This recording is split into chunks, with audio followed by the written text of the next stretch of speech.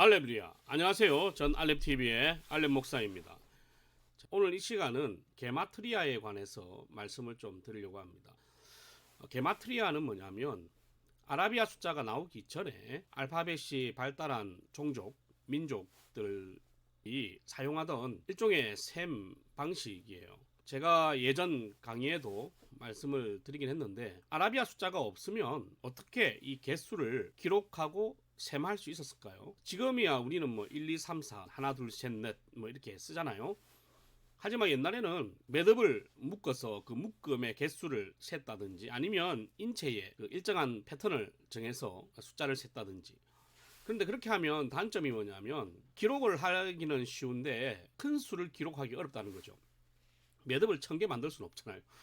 그러니까 알파벳을 가지고 있는 사람들은 그 알파벳의 순서를 수로 대입해서 그 알파벳을 숫자로 사용을 했어요. 그러면 어떻게 사용했느냐?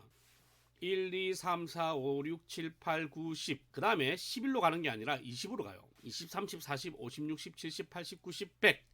그 다음에는 200, 300, 400 이런 식으로 가는 거죠. 그렇게 가면 아주 큰 수도 다룰 수 있고 무엇보다 이제 더하기 곱하기가 가능하니까 엄청난 큰 수를 만들 수 있겠죠. 그러다 보니 많은 양의 양을 기를 수 있고 높은 건물의 수치를 측정하고 계량해서 만들 수 있다는 거예요. 이 게마트리아가 이 성경에도 나오는데 사실 로마인들은 이 게마트리아에 대한 개념이 그렇게 많지는 않았어요. 왜냐하면 로마는 로마 숫자가 있었거든요. 로마 숫자의 개념이 있었기 때문에 그 로마인의 그 알파벳 가지고 딱히 셈이나 상업용에 사용하지는 않았다. 하지만 로마의 언어인 헬라어도 게마트리아가 있어요. 왜냐하면 로마 숫자라는 것이 발달하기 전에는 그 헬라어 가지고 게마트리아를 쓴 것이고, 근데 히브리어 같은 경우는 이 너무 오래된 언어이기 때문에 기본적으로 다 게마트리아예요. 히브리어 첫 번째 알파벳 알렙, 제 채널이 알렙이지 않습니까? 이게 히브리어 첫 번째 글자예요.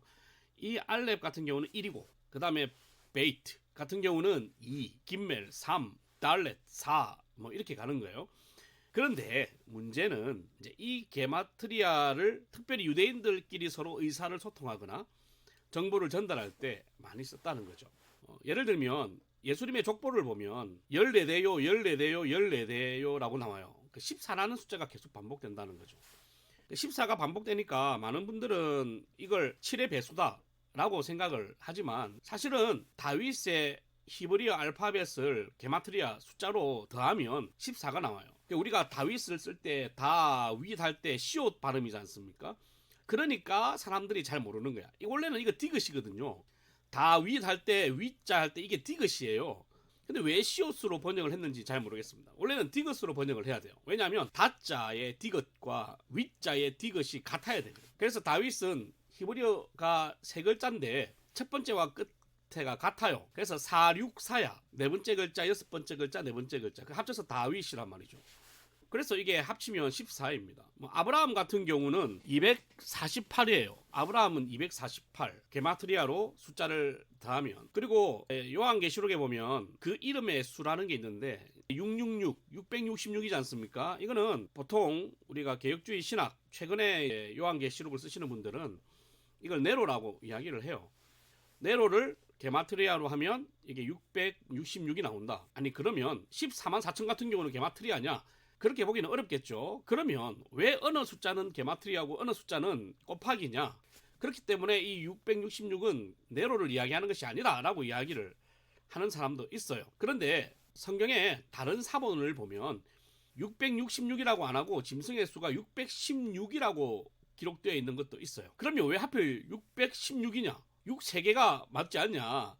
근데 그 616은 뭐냐면 네로의 마지막 글자가 있는데 그 마지막 글자는 묵음이에요. 그 묵음을 떼버리면 616이야. 그러니까 사실은 616을 썼던 그 사본의 저자는 누군지 모르지만 네로의 마지막 묵음이 붙는다는 걸 몰랐던 거죠. 이해되시죠? 네로라는 이름만 가지고 네로를 썼는데 그걸 계산해 보니까 616이었던 거예요. 그러면 이 게마트리아가 왜 중요하냐? 이 알파벳이 중요한 거죠. 사실은 이 숫자의 개념보다는 알파벳이 중요한 거예요. 이 알파벳이 가지고 있는 의미는 온 인생, 온 세계 뭐 이런 것들을 다 포함하고 있어요. 옛날 사람들한테는. 우선 그 중에 하나가 이 게마트리아다. 이 알파벳을 수로 썼고 이 알파벳의 수, 그 이름의 수가 가지고 있는 의미가 당시에는 아주 중요했다는 것. 그것만 아셔도 충분하다. 그러면 마태복음 1장의 예수님의 족보 같은 경우는 마태의 의도를 알 수 있겠죠. 14로 맞췄다는 것은 예수님께서 다윗과 같은 왕으로 오신 메시아다라는 것을 강조하기 위함이었다는 것. 그렇게 이해하시면 되겠습니다. 물론 이것을 반대하시는 분도 있어요. 그렇게 해석하는 것은 너무 상징적인 것이다 라고 말씀하시는 분도 계십니다. 그런데 그분들은 문제는 뭐냐면 모든 숫자를 아라비아로 해석한다는 거죠.